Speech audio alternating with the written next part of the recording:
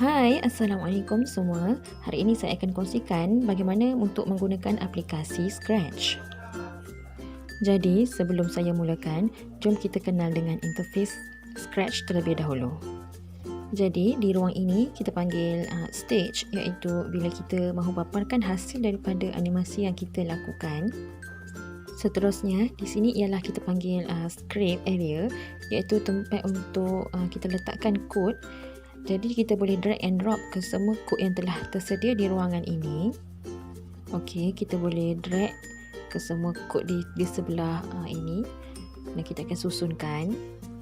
Kemudian di sini ialah spread list, di mana spread ini mengandungi blok perintah yang dirancang untuk menjadi lebih interaktif. Okey, jadi saya akan tunjukkan bagaimana mahu menggunakan Scratch ini. Hari ini saya akan menunjukkan satu proses animasi tentang proses penambahan. Jadi, mula-mula saya akan tukarkan backdrop ini. Cara menukarkan backdrop ini adalah anda boleh pergi ke butang backdrop, kemudian anda tekan di choose a backdrop dan anda boleh lihat pelbagai backdrop yang sedia ada. Jadi, untuk animasi ini, saya akan pilih backdrop school. Untuk animasi ini, saya tidak akan menggunakan karakter kucing ini. Jadi, saya akan pergi ke butang choose a spread di mana pelbagai karakter yang sedia ada yang boleh dipilih. Jadi, saya akan pilih karakter ini untuk animasi pada hari ini. Memandangkan saiz karakter ini terlalu besar, jadi saya akan kecilkan sedikit. Caranya, anda boleh pergi ke ruang saiz ini dan tukar kepada saiz yang anda inginkan. Okey, kemudian saya akan tunjukkan cara untuk membuat coding. Pertama sekali, saya akan pergi kepada butang event. Kemudian, saya akan drag kod yang mempunyai flag hijau di mana ia berfungsi untuk memulakan sesuatu program. Seterusnya, saya akan pergi kepada loop dan akan memilih loop yang pertama di mana ia adalah untuk membuat sesuatu dialog. Jadi saya akan menukarkan ayat di dalam ini kepada selamat pagi murid-murid. Kemudian saya akan drag sekali lagi loop yang sama dan akan menukarkan ayat kepada hari ini kita akan belajar tentang penambahan. Memandangkan animasi ini adalah proses penambahan, jadi saya akan membuatkan karakter ini untuk bertanyakan soalan. Jadi, saya akan pergi kepada butang sensing, kemudian saya akan drag sensing pertanyaan dan menukarkan ayat kepada sila masukkan nilai pertama. Untuk memasukkan sesuatu nilai, kita perlu membuat variable yang dahulu. Iaitu caranya adalah saya akan pergi kepada variable, kemudian saya akan tekan di button make a variable dan saya akan masukkan variable num1 untuk nilai yang pertama. Kemudian saya akan masukkan variable num2 untuk nilai yang kedua. Seterusnya, saya akan masukkan variable jumlah untuk kita tahu jumlah variable num1 dan variable num2. Jadi, di sini kita boleh lihat variable num1, num2 dan jumlah yang telah dibuat tadi. Okey, seterusnya saya akan drag variable set dan menukarkan variable di sini kepada num1. Kemudian saya akan ke sensing dan memilih sensing angsa untuk dimasukkan di sini.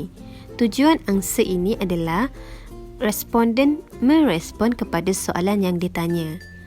Seterusnya, saya akan duplikatkan kod ini untuk menaikkan soalan yang seterusnya. Jadi, di sini saya akan menukarkan soalan kepada sila masukkan nilai kedua dan saya akan tukarkan variabelnya kepada norm2. Kemudian saya akan dragkan sekali lagi variable set dan setkan variabelnya kepada jumlah dan memandangkan animasi ini adalah proses penambahan.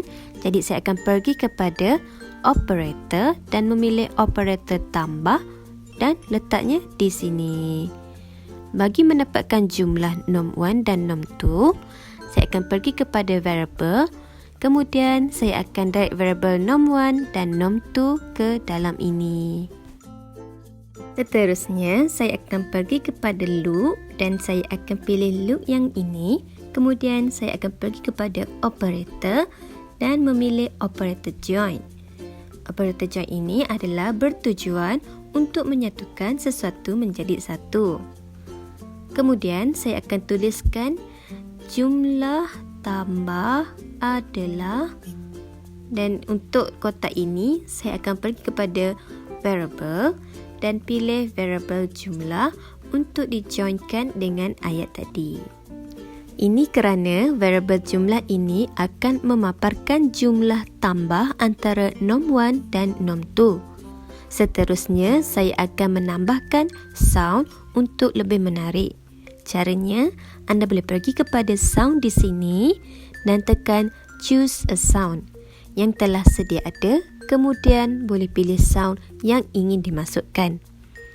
Untuk animasi ini, saya akan masukkan sound tada. Dan di sini anda boleh lihat beberapa button yang boleh anda adjust untuk sound anda. Seterusnya, kita akan ke kod semula dan akan pergi kepada sound dan drag start sound dan tukarkan variable di dalam ini kepada tada yang telah dipilih sebentar tadi. Okey, selesai sudah coding untuk animasi ini dan saya akan cuba untuk runkan program ini. Okey, jom kita lihat program ini. Selamat pagi murid-murid. Hari ini kita akan belajar tentang penambahan. Sila masukkan nilai pertama. Jadi saya akan masukkan nilai pertama iaitu 55. Seterusnya sila masukkan nilai kedua. Jadi saya akan masukkan nilai kedua iaitu 150. Dan apabila saya tekan butang ini, ia akan memaparkan jumlah keseluruhan yang sudah ditambah iaitu 205. Okey, itu sahaja tutorial kali ini. Terima kasih kerana menonton.